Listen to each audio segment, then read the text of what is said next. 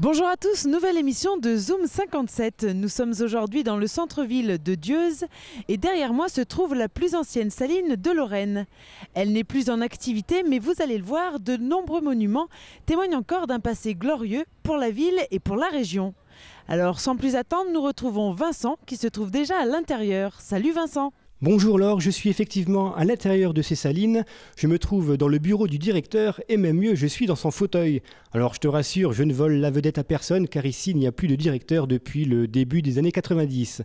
Alors Laure, je te propose de lancer l'émission et de venir me rejoindre à l'intérieur de ces salines. Très bien Vincent, Zoom 57 aux Salines Royales de Dieuze et c'est tout de suite, suivez-moi.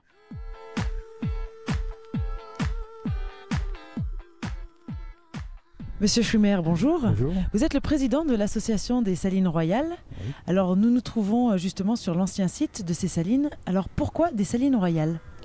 Eh bien, Salines Royales parce que Louis XV, qui était le gendre de Stanislas Leszczynski, était roi de France et c'est à son époque que les salines ont été déjà en activité.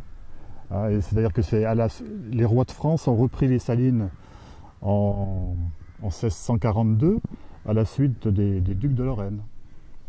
Et à ce moment-là, elles sont devenues salines royales. Alors il y a une énorme fortification qui entoure ces salines. C'était une forteresse avant? Mais disons que cette fortification se justifie parce que le sel était quelque chose de très important, si vous voulez. Il y a eu deux périodes principales pour le sel. Il y a eu la période du Moyen-Âge à la Révolution, et ensuite de la Révolution au XXe siècle, quoi. Et le sel, c'était quelque chose de très important pour la Lorraine, et en particulier pour le Saulnois. C'était une source de richesse, c'était une source de puissance. Et donc vous pensez bien que ce soit les ducs de Lorraine et même les rois de France, tout le monde essayait de protéger cette richesse. Et on n'entrait pas dans la saline comme on voulait, c'était fortifié, c'était protégé, et c'est ce qui justifie la création de ces fortifications. Alors ce que l'on voit aujourd'hui, c'est une partie des fortifications, parce qu'une grande partie a été détruite aux environs de 1700. Monsieur Schumer, je vous propose tout de suite de retrouver Vincent, toujours dans le bureau du directeur. Je suis avec Monsieur Marchal, membre de l'association des Salines Royales. Monsieur Marchal, bonjour. Bonjour. Avant de parler de l'exploitation du sel, il est important de parler du bureau où on se trouve. Le directeur n'est plus présent ici depuis le début des années 90, c'est ça? Et pourtant, on trouve encore son bureau, son fauteuil, c'est surprenant. Ben, ça fait partie du patrimoine, si vous voulez. On a tenu à conserver ce bureau dans l'état où il se trouve actuellement. Et le mobilier est d'époque. Alors derrière moi se trouve une porte. Alors qu'est-ce qu'elle a de particulier cette porte? Cette petite porte, je m'en souviens également, elle donnait accès à l'antichambre des convocations à la direction. On peut l'ouvrir? Vous pouvez l'ouvrir. Voilà. Donc c'était une porte stratégique. Stratégique, vous voyez, il y a une deuxième porte qui donne directement sur le bureau d'accueil. Donc on y va, on poursuit la visite? On peut poursuivre. Allez, je vous laisse y aller. J'espère que c'est ouvert. Voilà. Pendant que Vincent continue son chemin, je vous propose de faire un retour en arrière pour mieux comprendre le fonctionnement des salines. Monsieur Schumer, l'exploitation du sel à Dieuze remonte à quelle année? Eh bien, on retrouve trace de l'exploitation du sel dès l'an 803. On trouve dans des textes que les salines de Dieuze appartenaient à l'époque déjà à l'abbaye Saint-Maximin de Trèves. Donc c'est les traces, si vous voulez, donc de la première exploitation vers 1803, quelque chose comme ça. Alors quelle a été la première méthode d'exploitation du sel? Alors la première méthode d'exploitation du sel, ça a été l'extraction de la saumure à l'aide d'un puits salé qui est encore là, que nous avons encore la chance d'avoir, mais qui n'avait certainement pas à l'époque moyenâgeuse l'aspect qu'il a aujourd'hui. Il est sûr qu'au travers des siècles, au fil des années, tout avait été modifié. Mais enfin, c'était la méthode du puits salé. Et cette méthode a perduré jusqu'à quand? Elle a duré jusqu'à 1885, où une méthode alors beaucoup plus moderne, si je puis dire, c'était la méthode des sondages, est arrivé sur le site. Donc ça, on en reparlera après. Mais est-ce que D'accord. vous avez une idée des tonnes de sel qui s'est produit ici? 1885 à 1973, la production de sel a été de l'ordre de 3 millions de tonnes à Dieuze. Et donc c'est des quantités quand même, Importante. comme je dis toujours, ça fait quand même pas mal de salière déjà. Hein. C'est sûr.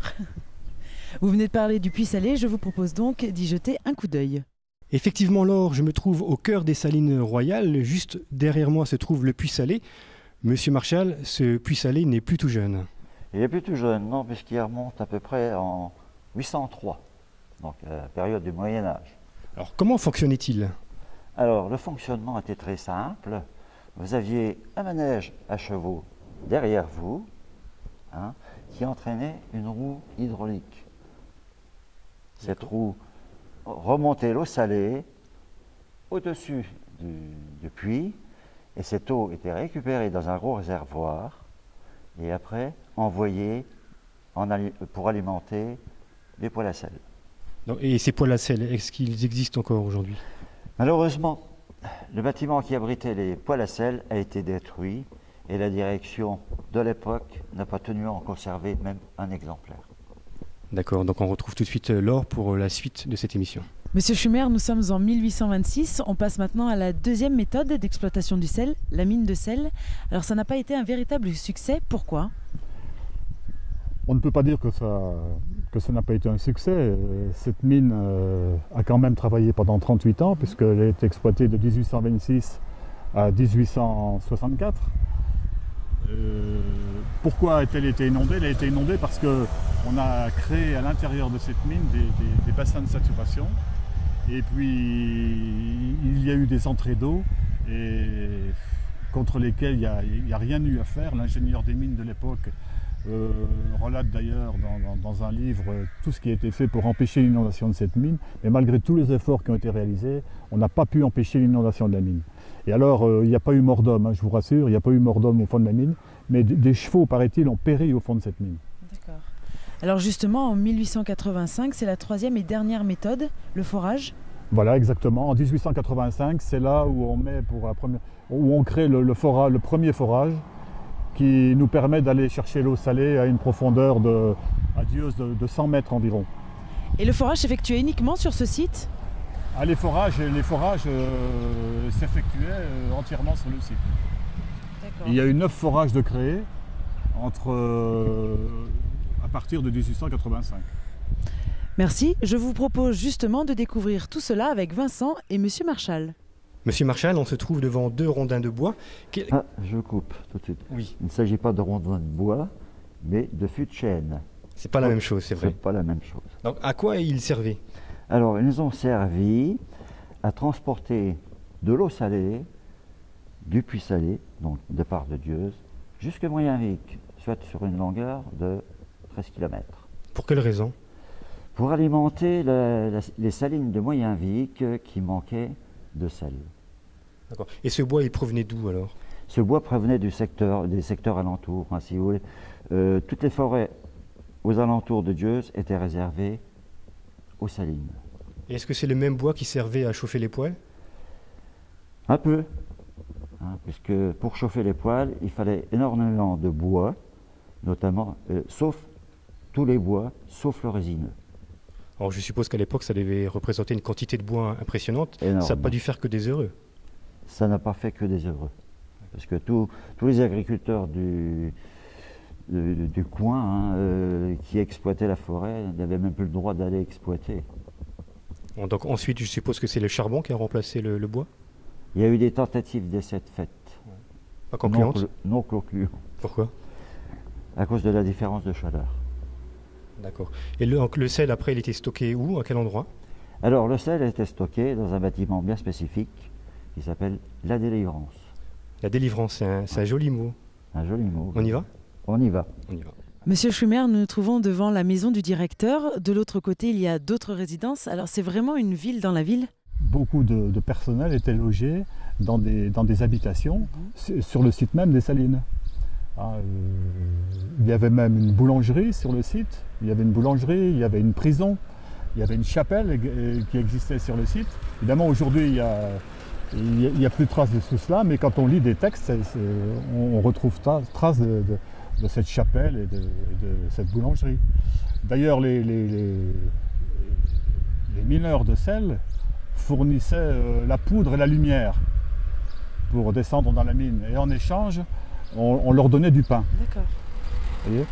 Alors les autres bâtiments qui se trouvent également sur le site, bon, vous avez les bureaux administratifs là, qui ne sont pas très loin de nous, où on retrouve le bureau du directeur, les bureaux des ingénieurs, enfin les bureaux du personnel, les bureaux de la comptabilité. C'était toute la partie administrative qui se trouvait là. Et puis là, juste en face de moi, des pavillons qui ont maintenant été cédés à des particuliers et qui étaient surtout les logements d'habitation, de contremaîtres, d'exploitation des gens dont on avait besoin rapidement. Aujourd'hui, on a le téléphone portable, c'est facile de les joindre, mais à cette époque-là, il fallait que les gens soient sur le site. Alors l'exploitation du sel est terminée depuis 1973. Oui, malheureusement. L'exploitation du sel est terminée à Dieuze depuis 1973. Alors combien il y avait de personnes qui travaillaient à cette époque? En 73, on devait être environ, mais je vous parle parce qu'il y a quand même eu la chimie aussi sur le site. Hein. On devait être environ 200 à 250 personnes à ce moment-là. Et donc le sel était destiné à qui? Alors le sel avait deux fonctions, enfin était deux usages particuliers. Il y avait d'une part le sel de table, et puis d'autre part le sel qui était utilisé dans l'industrie, par exemple ici sur le site pour la fabrication du sulfate de soude. Monsieur Schwimmer, merci. Je vous en prie. Je vous propose de retrouver Vincent à la délivrance. Et oui, Laure, on se trouve dans la délivrance, ou plutôt devant un magasin qui permettait de stocker des tonnes de sel. Alors combien de magasins existait-il? Il existait 24 magasins. Le sel arrivait sur la partie supérieure du bâtiment à l'aide de wagonnets et était déversé directement dans les magasins concernés. Alors vous avez vous-même travaillé ici dans ces salines. Qu'est-ce que ça vous fait aujourd'hui de voir tous ces magasins vides de sel? Alors ces magasins vides laissent quand même quelque chose, un arrière-goût de... Comment vous expliquer ça? Ça pince le cœur. Nostalgie peut-être? Nostalgie, tout à fait. Alors aujourd'hui, ces salines appartiennent à la ville de Dieuze. Oui. Je vous propose de retrouver Laure pour nous parler de ces monuments. Effectivement, Vincent, je me trouve avec Monsieur François, premier adjoint au maire. Monsieur François, bonjour. Bonjour. Les salines appartiennent aujourd'hui à la ville. Alors pourquoi avoir décidé de faire cette acquisition? La ville a souhaité faire l'acquisition de tous ces bâtiments en 1994 suite au démantèlement d'une entreprise de produits chimiques précédemment exploitant du sel, les établissements Kuhlmann, qui avaient cessé toute activité. La mémoire des Dieuzois est étroitement liée à tous ces bâtiments puisque l'exploitation du sel était par un moment la seule industrie sur Dieuze. Donc tous les Dieuzois ont travaillé dans cette usine, toutes les familles ont pu vivre de cette exploitation du sel et pour nous il était très important que la mémoire soit liée à ce patrimoine. Alors quel est l'avenir de ces bâtiments? Alors ces bâtiments font l'objet d'un vaste programme de réhabilitation qui devrait voir son aboutissement très prochainement, du moins je l'espère, puisque nous avons un vaste programme lié à la culture et au tourisme. Est-ce que ces bâtiments sont classés monuments historiques? En effet, l'ensemble des bâtiments, y compris les sols et les remparts, sont inscrits à l'inventaire supplémentaire des monuments historiques. Tout à fait. Monsieur François, merci. Nous retrouvons tout de suite Vincent pour la fin de cette émission. Effectivement, Laure, cette émission touche à sa fin. Monsieur Marchal, merci pour la visite. Un dernier clin d'œil sur ce tas de sel, c'est le dernier qui existe? C'est le dernier, malheureusement.